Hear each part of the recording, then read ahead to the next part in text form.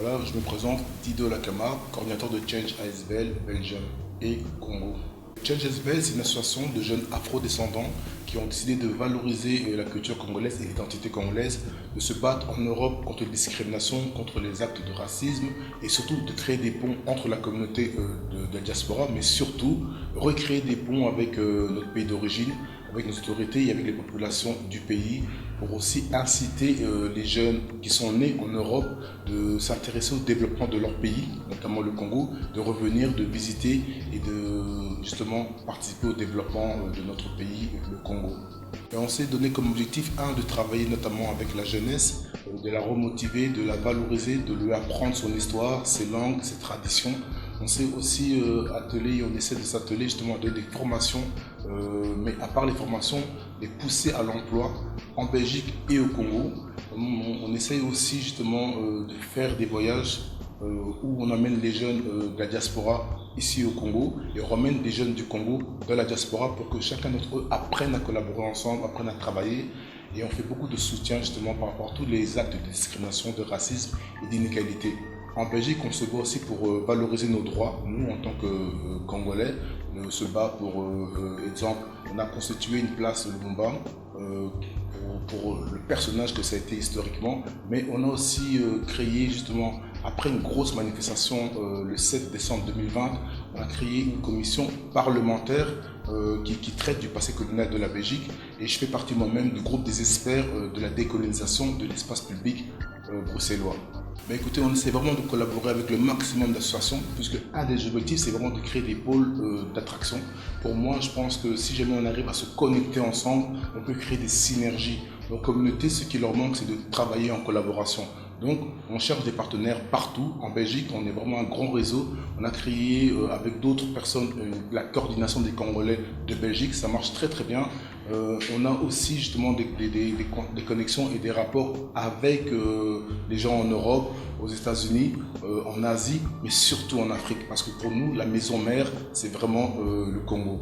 La cible principale de Change ASBL, c'est vraiment d'abord les jeunes. C'est vraiment les jeunes parce qu'on croit en l'avenir et on se dit que si on donne les moyens à la jeunesse de se valoriser, d'être fiers de eux, d'avoir un esprit de civisme et de patriotisme, de croire au fait qu'ils peuvent changer les choses et surtout qu'eux, ils peuvent apporter ce changement, ça peut faire évoluer notre pays. Je rêve d'un Congo fort, grand, et où tout le monde pourra marcher dans la dignité et dans la fierté.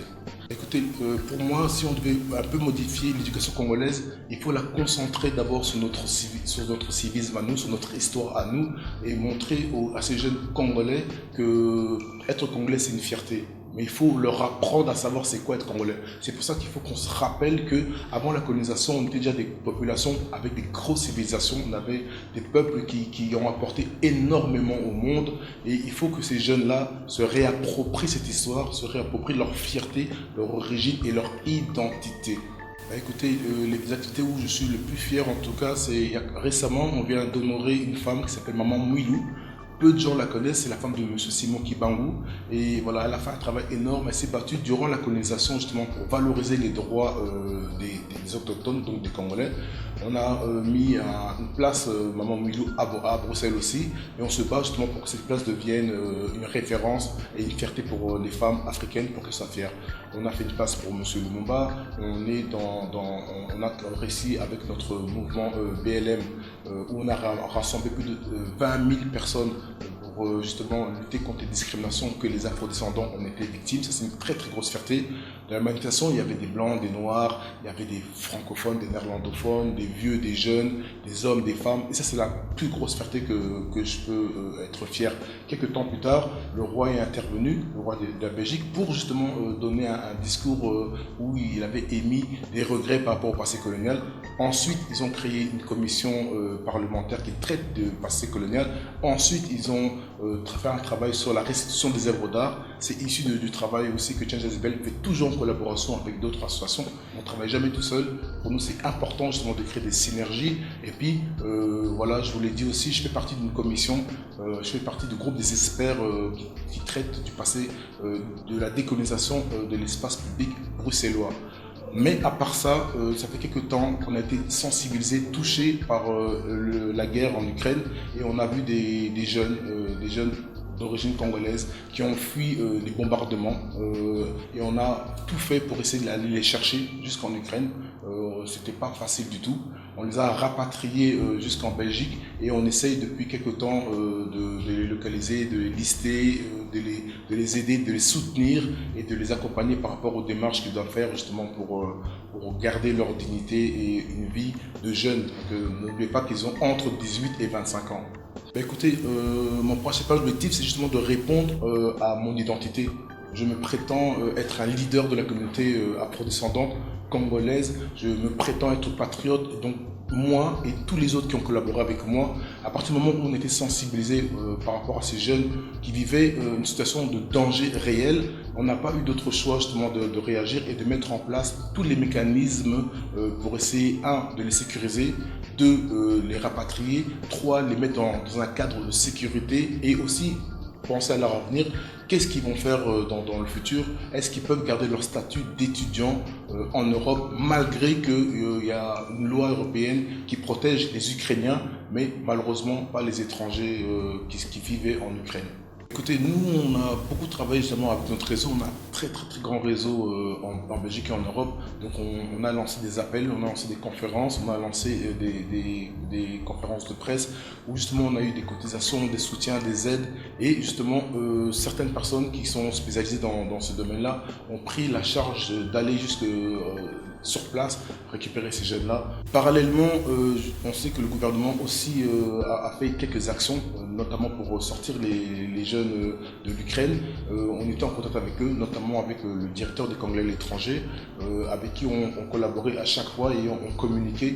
On avait tous un groupe cible, c'était 12 étudiants qui étaient à Souny. Souny, c'est une ville qui se trouve vraiment à l'est de l'Ukraine, à la frontière de Russie, et c'était une des villes qui a été le plus bombardée. Et c'était vraiment la priorité, sortir ces jeunes de danger et qu'il leur arrive rien du tout. Par contre, on sait aussi qu'il y avait d'autres jeunes à Kiev, dans la capitale, qui ont eux subi beaucoup de discrimination parce que pour sortir de la ville, ils choisissaient d'abord les femmes et les enfants ukrainiens, blancs, et puis nous on passait après et des fois on ne passait pas. Donc certains d'entre nos jeunes ont témoigné de violences qu'ils ont pu subir durant ces moments troubles. Écoutez, là actuellement on a dénombré pratiquement 80 personnes qui sont encore actuellement en Belgique, dans plusieurs villes. Il y a un petit groupe que moi-même j'ai emmené, escorté, ramené en Pologne parce que voilà, on nous avait dit que là-bas il y avait des négociations qui avaient été entreprises avec le gouvernement polonais, mais un grand groupe est resté en Belgique. Donc du coup, voilà, on a prévenu certaines autorités en Belgique, notamment de l'ambassade, pour leur dire que oui, c'est bien d'aider le groupe des 12, mais il y avait aussi un nombre signifiant de jeunes Congolais qui sont eux aussi des étudiants, qui sont eux aussi des rescapés de cette guerre en Ukraine et qu'il fallait leur apporter le même soutien, le même appui, la même solidarité. Malheureusement, j'étais un peu surpris justement en entendant le dernier Conseil des ministres où le ministre des Affaires étrangères, vice-premier ministre, a dit qu'il n'y avait plus de jeunes Congolais en Belgique. Je pense, vu la manière qu'il s'était impliqué, qu'il avait soutenu lui-même personnellement, parce qu'il était en contact avec eux, ces jeunes-là, je pense vraiment qu'il veut les aider, qu'il veut aider tous les jeunes, mais que malheureusement, il a eu des mauvaises informations, par qui je ne sais pas. Et c'est pour ça que je suis venu au Congo aussi, pour apporter plus de clarté, plus d'informations, plus de vérité et de transparence par rapport à ce dossier-là, où pour moi, il y a eu une forte négligence de certaines personnes et je suis venu ici pour rencontrer le vice-ministre des Affaires étrangères, le ministre des Affaires étrangères et si possible le président qu'on a rencontré aussi en Belgique, le président de la République, et je le remercie, a pris le temps justement à l'initiative du ministre des Affaires étrangères de recevoir ces jeunes avec moi-même. Il nous a parlé, il m'a posé des questions, il m'a demandé comment tu as fait, comment tu t'es organisé. On a pris le temps d'échanger et pour ça je le remercie fortement. Mais à son départ, à son retour au pays, parce que voilà, il doit gérer une nation, le travail, la suite n'a vraiment pas été faite en Belgique. On m'avait demandé de prendre le groupe des 12 que j'ai ramené chez le président et les ramener en Pologne. Cette mission a été accomplie et je les ai remis dans les mains de l'ambassadeur de Pologne avec le groupe de coordination qui s'est déplacé du Congo pour gérer la situation de crise en Pologne. Mais malheureusement en Belgique, rien n'a été mis en place. Et ce qui me fait encore plus peur et qui me rend plus suspect, c'est que les informations qui viennent de la Belgique vers les autorités, notamment le vice-ministre et le ministre des Affaires étrangères et la présidence, c'est de leur dire que en Belgique, il n'y a plus de jeunes Congolais et c'est terminé. Or que j'ai ramené des preuves, des documents, j'ai listé toutes ces personnes-là. Quand je dis je l'ai fait en collaboration avec toutes mes équipes, Change ASBL et la coordination des Congolais de l'étranger. Et on a pu répertorier ces jeunes qui, eux, sont hyper surpris, qui sont très déçus et qui ont été catastrophés de lire dans les médias que leur présence a totalement été niée par manque d'informations.